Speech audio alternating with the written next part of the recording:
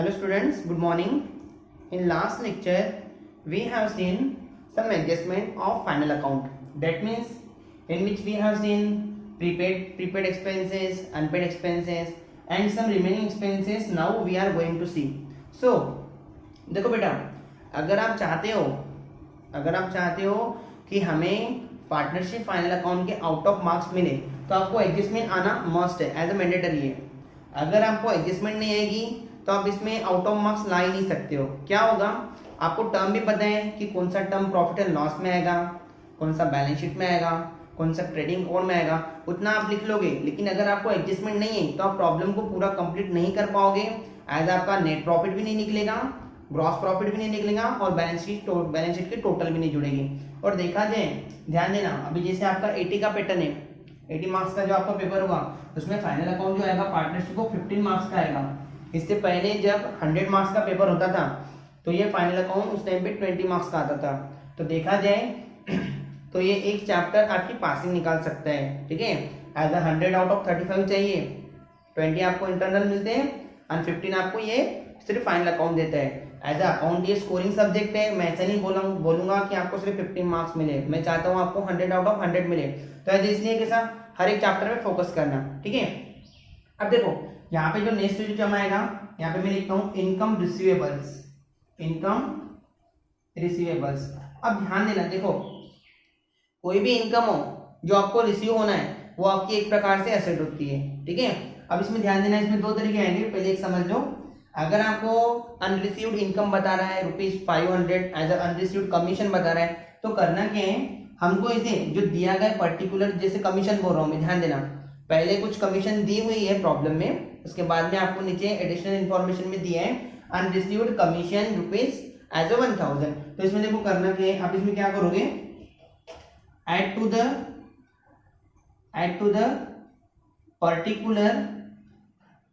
The particular income, जो income बोला होगा उसमें, on credit side of profit and loss account. Profit and loss के क्रेडिट साइड में जो टर्म आएगा उसमें ऐड कर लेना. अब मुझे एक बात बताओ, ये जो इनकम है, ये आपकी एक प्रकार से एसेट है, आपको मिल रहा है, तो इसको क्या करोगे, सेकंड इफेक्ट का क्या करोगे, show to the asset side of balance sheet. ठीक है, अब देखो इसमें सेकंड टर्म कैसे आता है. अगर यहाँ पे पर्टिकुलर कोई इनकम बोला है जो आपके लिए प्री रिसीव्ड है, ठीक है, प्री रिसीव्ड इनकम.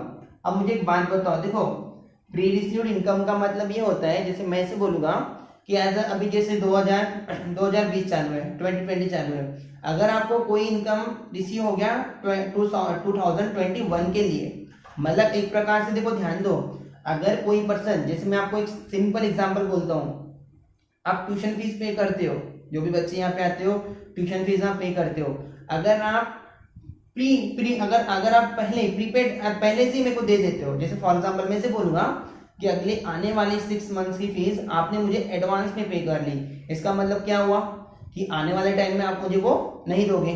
तो इसका देखो मतलब क्या होता है, ध्यान देना, मतलब ये जो इनकम हुआ, जैसे अगर इसमें देखो एक बात बोलता हूँ, यहाँ पे देते हैं हम 2020, ये 21.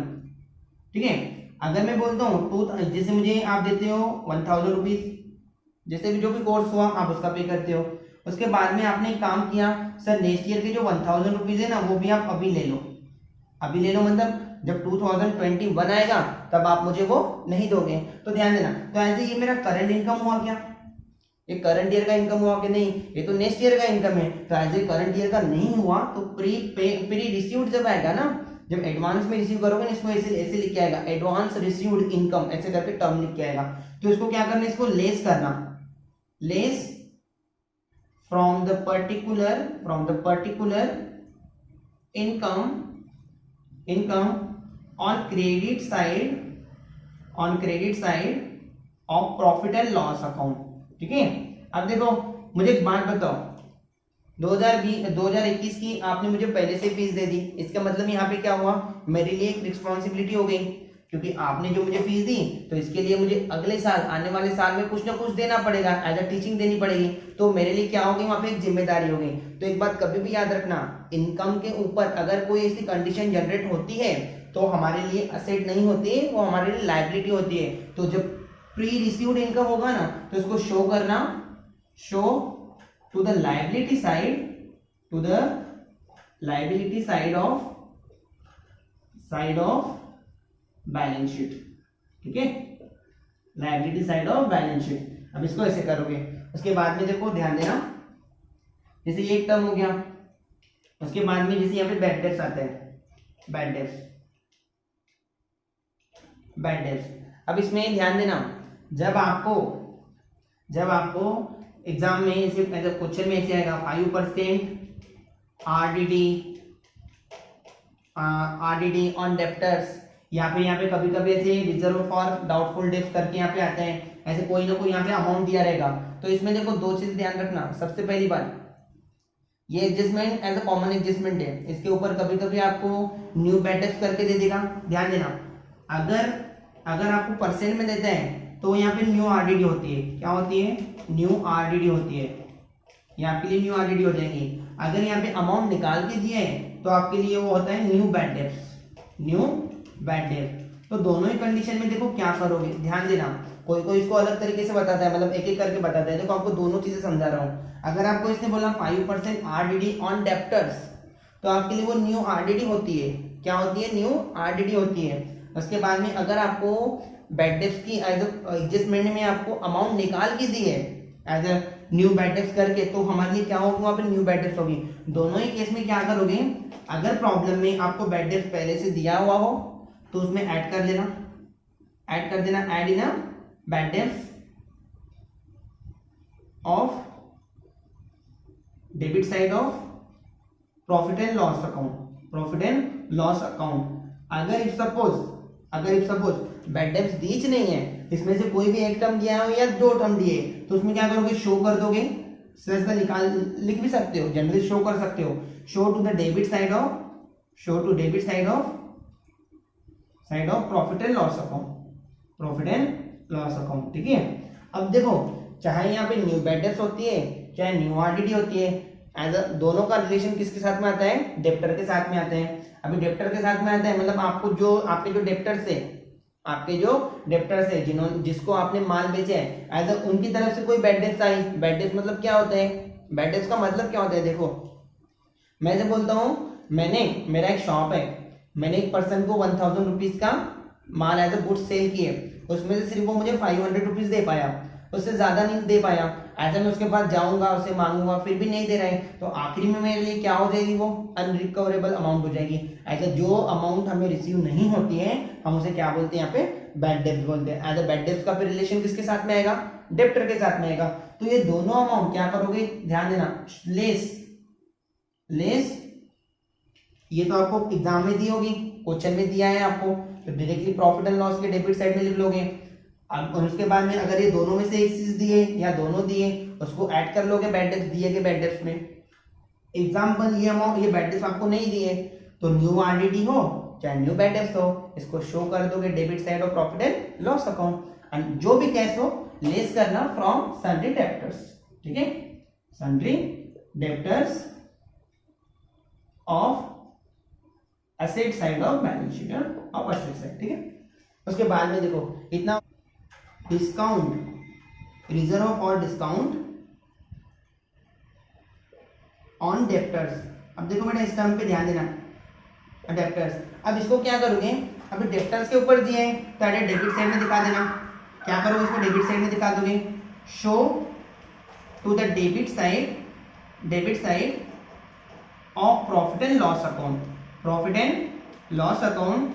एंड इसका जो सेकंड इफेक्ट कैसे करोगे पता है? ये डिस्काउंट के ऊपर दिया है ना, एज अ डिस्काउंट दिया है डिस्काउंट के ऊपर, तो इसको डिडक्ट करोगे, एज अ लेस करोगे, less from debtors of asset side of balance sheet. ठीक है, asset side of balance sheet. इस बात का ध्यान करना। देखो, रिजर्व फॉर डिस्काउंट कभी कभी क्या होता है, प्रॉब्लम में ना एक साथ आरडीडी भी दे देते हैं, रिजर्व फॉर डिस्काउंट भी दे देता है। तो इस केस में क्या करना है पता है क्या? सीधा सीधा क्या करना, एक के नीचे एक करके जैसे एडजस्टमेंट दी होगी उसके हिसाब से एडजस्टमेंट को सॉल्व करते जाना, उसका इफेक्ट जो भी होगा वो प्रॉफिट एंड लॉस के डेबिट साइड में दिखाते जाना। ठीक है, रिजर्व दिए हैं शो करोगे debit side profit and loss account के, और लेस करोगे डेब्टर्स में से। ओके, अब इसमें यहाँ पे क्या दिए हैं, revenue receipts included in capital receipt, मतलब मैं इसे बोलूंगा यहाँ पे, ऐसे नहीं समझाऊंगा आपको। देखो मैं इसे बोलता हूँ सेल ऑफ गुड्स इंक्लूडेड